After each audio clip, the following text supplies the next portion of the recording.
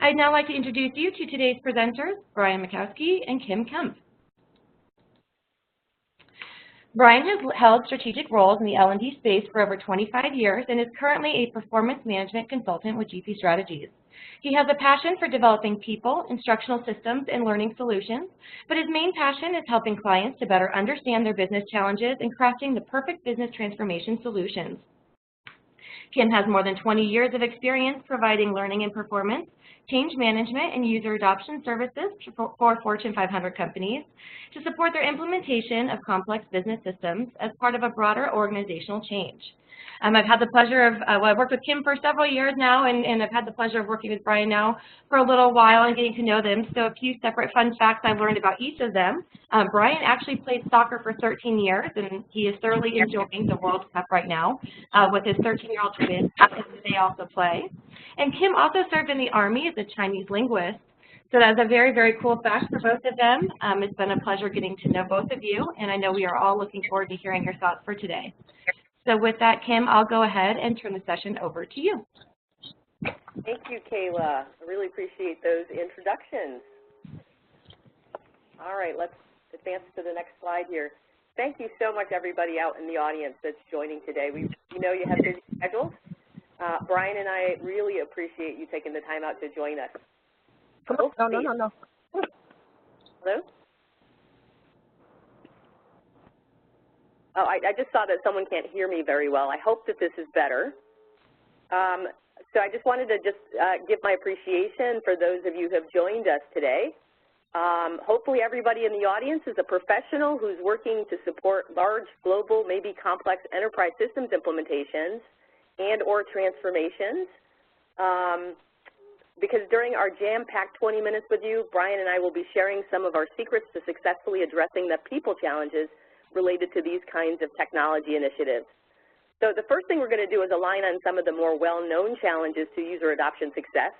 We'll describe key aspects of user adoption in the 3 categories that you see there on the slide, just so that we're all working from a common framework. And then we'll share our 7 secrets. And I know you're all just on pins and needles waiting for us to reveal what those are. Lastly, what we'll do is talk a little bit about how you can assess your own initiatives to get a sense of your health and readiness in those 3 categories of user adoption. So let's get started by focusing in here on the connection between delivering or realizing the value of technology implementations and user adoption. According to TSIA research studies, 72% of those they surveyed cited user adoption as the most important factor for realizing value. In an age where competition is fierce and delivering value to customers is critical to survival, it's more important than ever that we engage, enroll, and gain commitment of the workforce in support of the goals of the transformation or in support of the desired behavior changes that are needed to drive faster user adoption, faster time to competency, faster time to value.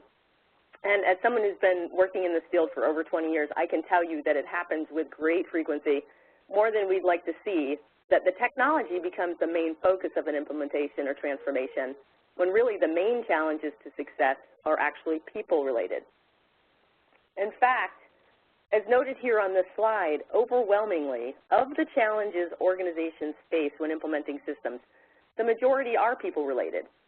And one helpful way that I find that helps me in understanding this point is that all challenges encountered when you're implementing systems fall along a continuum that indicates whether the challenge is technical, social, or somewhere in between.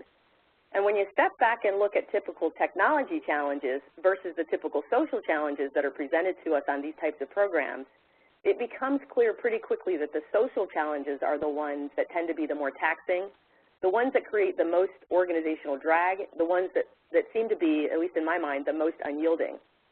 If you can, for a few seconds, just try and recall any social change, tech-related or not, that was able to be made effectively, quickly, and easily. Any come to mind for you? My guess is probably not.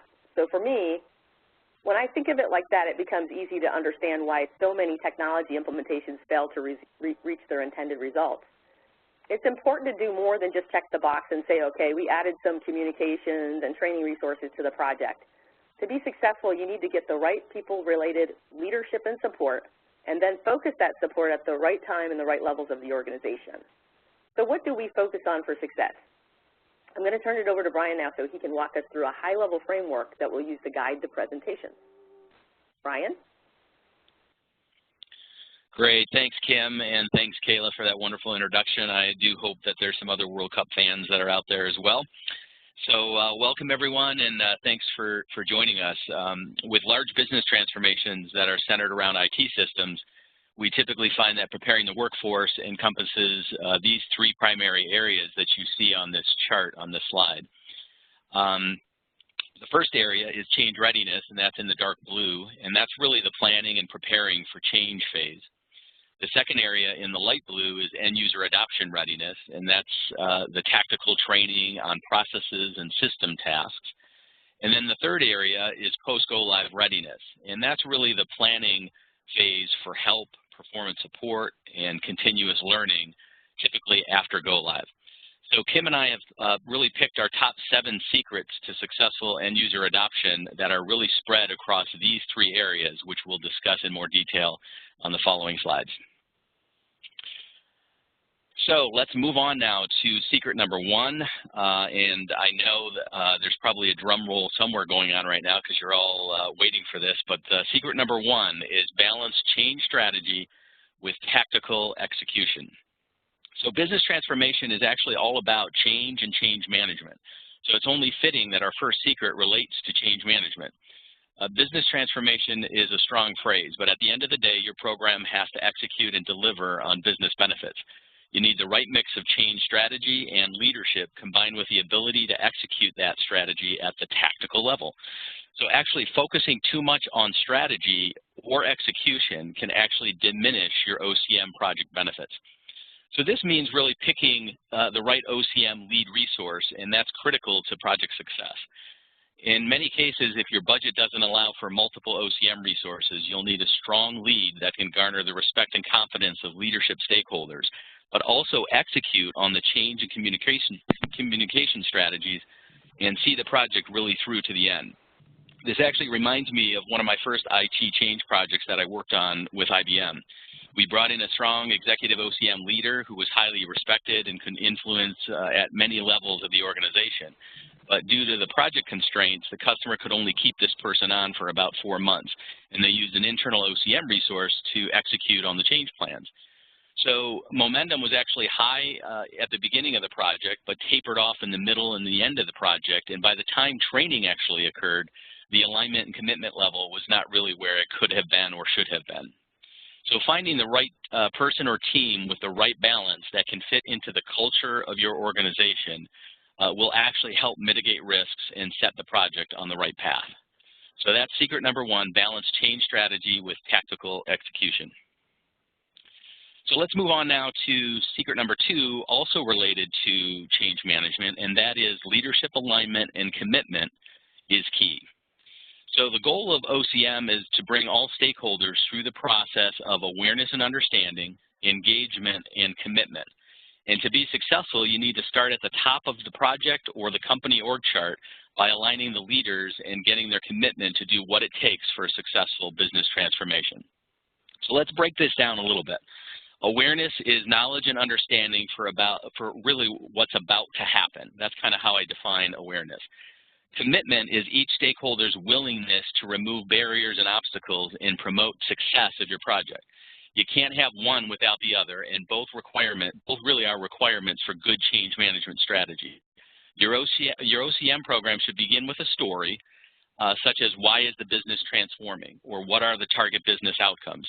And the first storytellers really need to be the executive leaders in your organization. I'm surprised how many projects we come across where we ask clients about the story and they don't know, or they shrug their shoulders and say, well, we're implementing a new HR system. The purpose of the story is to align your executive leadership teams to the mission, purpose, and outcomes of the project, and then gain their commitment.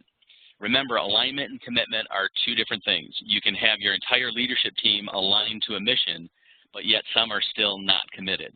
Commitment requires action and the ability to maneuver through obstacles, and Kim talked about this a little bit earlier when we talked about the social aspects of change, right? So changing behavior is oftentimes very difficult, and hence the need for a strong OCM leader.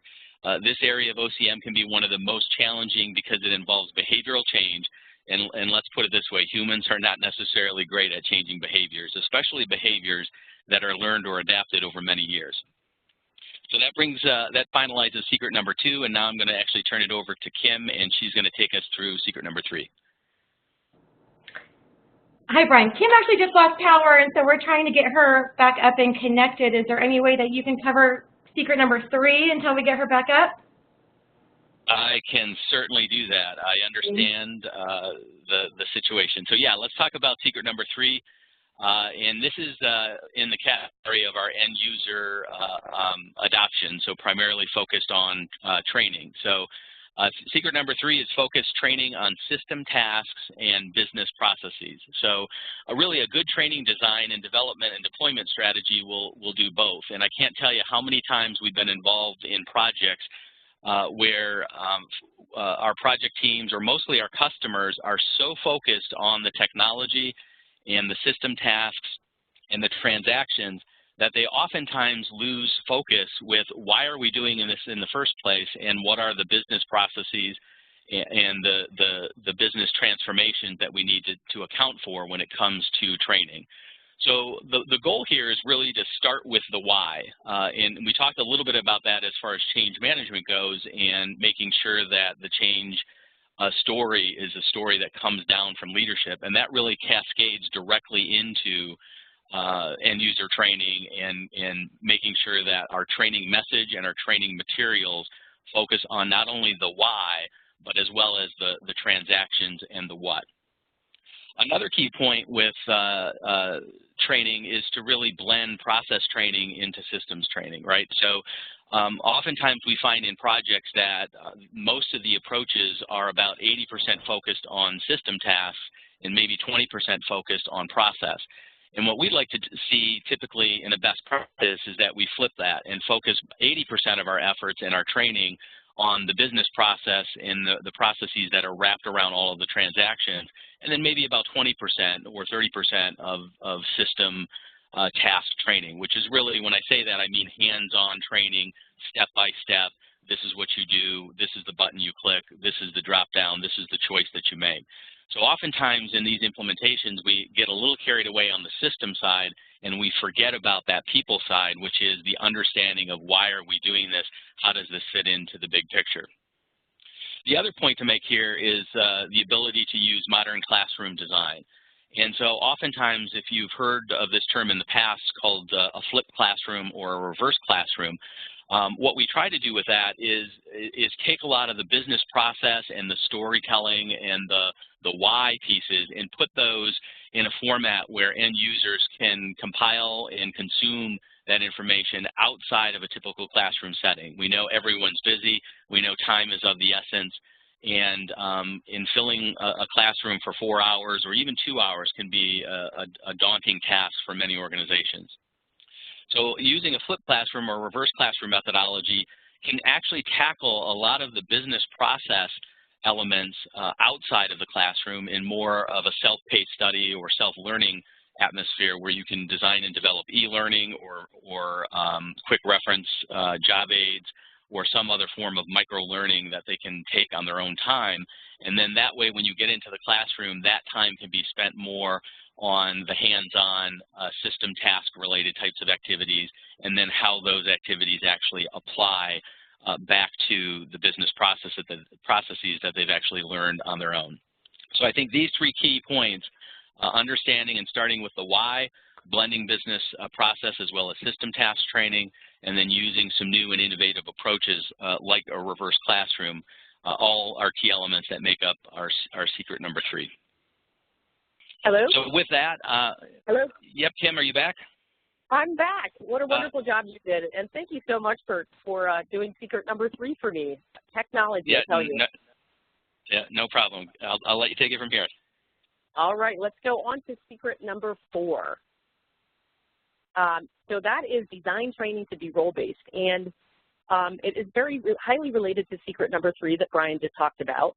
And what we're trying to do when we're designing training to be role-based What we mean is we want to develop prescriptive learning to help users focus on individual outcomes and help them deliver more value in their role. And our aim is to create learning programs that are focused on critical job outputs and blended learning for flexibility and reduced classroom time. And Brian just mentioned using modern classroom techniques called flipped classroom. So that really does help with that flexibility and giving learners more time to be able to understand those business processes in the broader context. Developing learning journeys for each role is also important for helping to create more role clarity. And these learning journeys are even more effective when you can use technology to deploy them. There are a lot of technology solutions out there from those we typically see in the technology adoption space that are, I would say, similar to LTMSs. There are also a lot of new arrivals to the learning experience market. And we do have a lot of collective GP experience integrating these kinds of technologies into user adoption solutions. So definitely reach out to us after the presentation if you want to discuss that in more detail. So if you would just take a second and imagine that your company is implementing a system that is going to mean big changes in how the work gets done. All your training, imagine this, is being done by lecture. You're the only person in a group of 200 in an auditorium being lectured to. You've got only PowerPoints. You've got no ability to understand what's needed on the job, day one, where it counts. Just imagine that for a second. Believe it or not, that's a real story from a client that came to us after they were struggling post-live with their system. Unfortunately, this happens a lot more than we would like, but these kinds of problems can be avoided with the right design expertise. Brian talked about that a little bit in Secret 3. And that's kind of what, the aim of those things, flipped classroom, learning journeys, and use of technology in Secret 4 that we're trying to get to. Now let's move on to secret number 5. And that is integrate hands-on training and storytelling. So let's take the hands-on training piece first. We still come across a lot of situations where customers elect to go without some form of actual or simulated hands-on training. I know it's hard to believe, but in one engagement that we had with a client, we actually had users tell us during post-go-live interviews that they'd never touched the system, not even a simulated system before go-live. I find it, really difficult to believe. To be most effective, we design with the aim of creating unforgettable, realistic, and enjoyable experiences. And it's true that adults learn best by doing, so we need to ensure that if a business process or system task or a new way of working is critical to achieving business process outcomes or business outcomes, we've got to create learning experiences that include some form of realistic hands-on practice. And I'll mention flipped classroom here again to support this secret, because another one of those benefits of flipped classroom is the ability to free up more room for practice in the classroom. It allows us to focus more on designing richer, more engaging hands-on experiences. Adult learning theories and brain science also tell us that to be most effective, we need to leverage the power of storytelling. Stories are up to 22 times more memorable than facts or figures. They're what we would call the emotional glue that connects the audience to the message.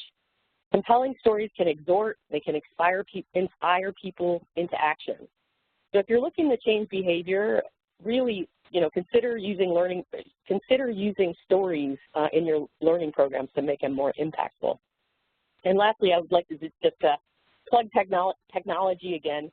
You can utilize technology to augment or in place of live practice systems if they aren't available. In the modern classroom, you do have many exciting options to include rich e-learning, simulations, games, 3D video, and virtual reality. Okay, moving on to secret number 6. Brian?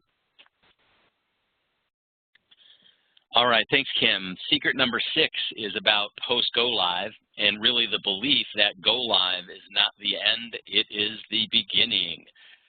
So think about this for all those that have been involved in a form of a business transformation, an ERP system or some other systems type of project. What was one of the first things that people talk about at project kickoff? What's the go-live date? Does that sound familiar? But one of the most important parts of the project after go-live and during stabilization is what we call sustainment, or how do you keep the momentum going? That's kind of how I define sustainment. How do you keep the momentum going? Well, for one, you need to include strategies for continuous learning, performance support, and the maintenance of documentation and training materials. Also, try to include at the moment of need support materials, preferably integrated into the application system. Oftentimes we call that context-sensitive help. So it's help at the moment of need when someone might require it while they're using the system to perform business processes. And remember that change management is also an important part of the sustainment plan. Change is oftentimes important at the beginning and during the middle of a project, but it's equally as important at the end of a project after you've reached go live, especially as it relates to communications plans. So by instilling a belief that go live is not the end, it's the beginning, and trying to do this at the beginning of the project will help drive end user adoption strategies well beyond a single point in time so that it will have its own section of the overall project schedule. This actually reminds me of another client project we worked on for a large manufacturing company who was deploying a full suite ERP system, and their rule was never to use the word go live during the project life. And it wasn't just a single date, it was actually a 3-month window on the project schedule, and they titled it Value Realization. So think about that, kind of an innovative approach to how you think about sustainment. So with that, let's move on to secret number 7. So secret number 7, also related to post-go live or sustainment, is that sustainment requires resources. So really no secret here. I think everybody in the audience probably knows that, but oftentimes we don't include that in our project plans at the very beginning. So let me talk about the example that I just gave you where we labeled the last section, or a customer labeled the last section of their project plan value realization. So what happens when you list a go-live date on a project schedule? Well, it's simple. You reach that date, everyone goes away, and it's business as usual, right? But let's remember that research says 75% of the learning is on the job. So what happens when all the people go away and the training is over with? So if you don't build the strategy and the resources for sustainment into your project plan, you'll have no people, no resources, and no help after go live. So remember to think about this up front and plan for things like super user involvement, help desk, continuous learning, things like documentation, standard operating procedures, performance support, and most importantly, the budget that it takes to create a great sustainment plan to make this all happen. So that's secret number 7, sustainment requires resources. And now let's move on to summarize all 7 of our top 7 secrets. So based on our 25 years of working experience in the IT business transformation area, these are just some of the missing puzzle pieces that we see clients often overlook or underestimate the importance of. So the idea with this puzzle is that certainly there are more puzzle pieces than we covered here with our 7 key points. But in the organizational change management area, things like balancing change strategy with tactical execution, gaining leadership alignment and commitment is so critical. In the end user space, focusing training on system tasks as well as business processes is important. Designing training to be role-based is critical, and integrating hands-on training and storytelling are good innovative approaches to handle your training efforts. And then on the sustainment side, certainly remembering go live is not the end, it's the beginning, and that you have to have budget, resources, and people in order to make a great sustainment program lasting. So with that, I will turn it back over to Kim for a poll question. Thank you, Brian. And as Brian just summed up, there are a lot more considerations for successful user adoption than we could really cover in 20 minutes. And as Kayla just mentioned, we're running a little bit over our 20 minutes. But at this point, we're really just interested in understanding how you take a good pulse and assess readiness for your initiative. Let's take a minute to answer the poll question. How do you assess your readiness around OCM, EUT adoption, and sustainment? And the answers are we don't need to, we guesstimate, we use a survey, or we could use some help with that. Brian, where do you think we're going to end up here? Great question, Kim. So yeah, I think based on at least my experience, and probably you may share the same thoughts, that I think there's probably a high percentage of individuals that either may just estimate, or guesstimate, I think is a better word, and perhaps there's some people that use surveys, but maybe a lot of people that still need help with this assessment phase. And Kim and Brian, we'll go ahead and close out the poll for everyone. So if you have a chance, input those answers. They're all coming in very quickly. And here in about 10 seconds or so, I'll be able to share the results. Thank you, Kayla. Appreciate that.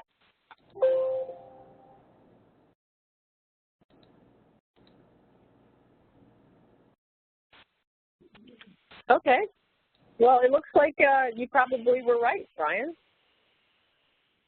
Looks like the majority of folks did say that they guesstimate.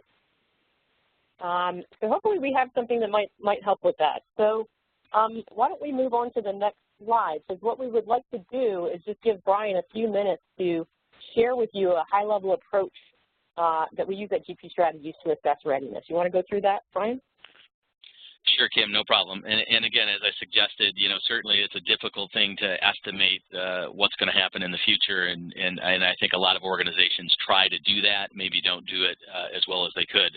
So one of the tools that we use to assess readiness around OCM, end user training adoption, and sustainment is our end user adoption readiness scorecard. This is an electronic tool that's used in combination with workshop in-person meetings with the work stream and the project teams, and it's done at the very early stages of a business transformation project. You can see a diagram here on the screen of some of the outputs and some of the charts that are included in the scorecard tool. And our scorecard tool contains really three important elements. First, it's a series of change and communications questions that can actually be delivered and discussed with the leadership team and the stakeholder teams, or it could be used in advance in a survey format, an electronic survey format, and then discussed. Secondly, it contains detailed questions that are related to end-user adoption and post-go-live readiness that are discussed in a workshop setting. These questions are answered together in a Likert scale format, and they form the basis of some of the results that you actually see here on the screen. And third, the final results are actually displayed on a spider diagram and in charts to help pinpoint specific adoption risk areas of your user adoption plans that might be weak or need a little bit more attention. These are actually the orange areas on the right side of the slide, and they actually tie directly to the dark blue areas of the spider diagram where the scores perhaps were a little bit lower. So also, all of the categories in the scorecard tool are actually based on ERP best practices using research from Gartner and Forrester, as well as GP's experience doing business transformation for the last 20 years. The outputs of a tool like this can actually be shared with leadership in order to gain alignment and commitment for things like funding and resourcing of the projects. So kind of keep that in mind. So with that, I'll turn it back over to you, Kim, to wrap things up. Awesome. Thank you so much. As you all can see, there's a lot to consider. A lot has to happen to make user adoption successful. One way to do something that will make a big impact, that will help you to get your arms around what you need for your specific situation, is to assess.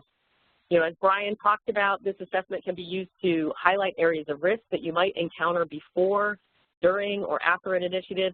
You can use it to gain buy-in for funding, get resources, keep yourself on track. We're here to help you with whatever situation you're in, so please do reach out to us. We are very happy to walk you through our scorecard and have further discussions with you to help you with your initiatives. And the last thing I wanted to say here is that we'd like to invite you to keep the conversation going and join our LinkedIn group. We'll reach out with invitations by email to the attendees here. Hopefully you can join us over the next week or so. Hope to see you all there. Okay, Kayla, that completes the content we have today. Awesome. Thank you, Kayla. You guys certainly covered a lot. I know we went a little bit over, so I say thank you to everybody who stayed on with us. We do have a few questions who came in, and I want to make sure that we address those. So if you want to hang on, we'll make sure we'll address those questions. I see most of you are still here, so thank you. And obviously, Kim and Brian's contact info is here, so if you want to continue the conversation with them beyond today's session, please do reach out to them. I'll go ahead and jump into these questions here. So the first one is, I think back on slide 5, you mentioned storytelling, but this person has never heard of that before related to ERP or systems training. Do you mind providing an example? Hey, why don't I take that one? I think, and I meant to tell a story, actually, when I dropped on a PO process situation that we had with a client where they were really struggling, where they did transactional proficiency really well, but then missed focusing on the business processes. And what that ended up doing is when they went to do POs, they ended up doing all the transactions correctly, but they did them all at once right when they received goods. And when they did that, what they were doing was putting their company in jeopardy, because they were creating a situation where the company couldn't track spending at all against their budget. And this is all related to business processes and the larger context not being blended with the transactional information. So a story like that is one that I would try to integrate and weave into the classroom so that people can really find something that's relatable, connected to emotion as possible, and then also related to the behavior that you're trying to drive or change. Perfect. And so then the next question is actually, I'm going to go back to your, there we go. Keep that up there so everyone can see your contact info. The next person said, in their experience, change readiness and user acceptance and post-go live are all addressed during the planning phase, but once implementation is underway, the functionals take over. Do you have any advice that you could give to retain a people-focused alignment?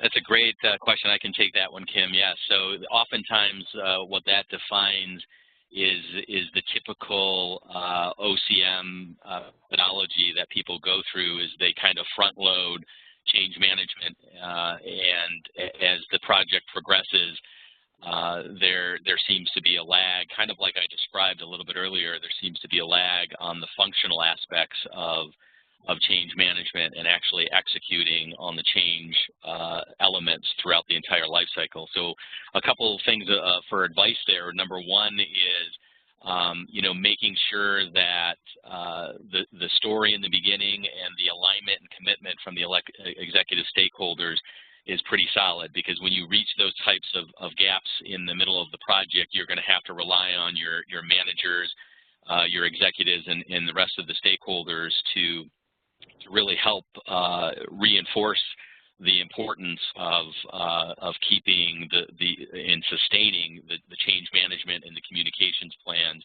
throughout the entire life cycle of the project. So one person won't be able to do that.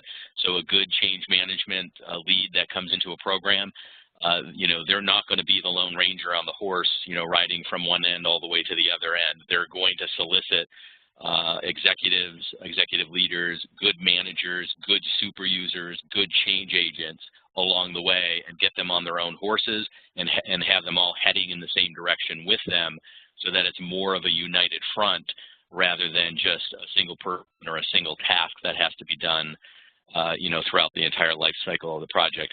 The other last point that I'll make on this is it's very, very important up front to make sure that your project team is trained on some of the OCM methodologies and some of the change management plans that are going to be put in place, because oftentimes we find that it's the project team, both the customer as well as perhaps the vendor or the software project team, that you'll need to rely on to help harness the momentum and keep things moving along in the project. So you don't want to ignore the project team. You actually want to use them to your benefit and educate them up front on change management and what your plans are for change and communications.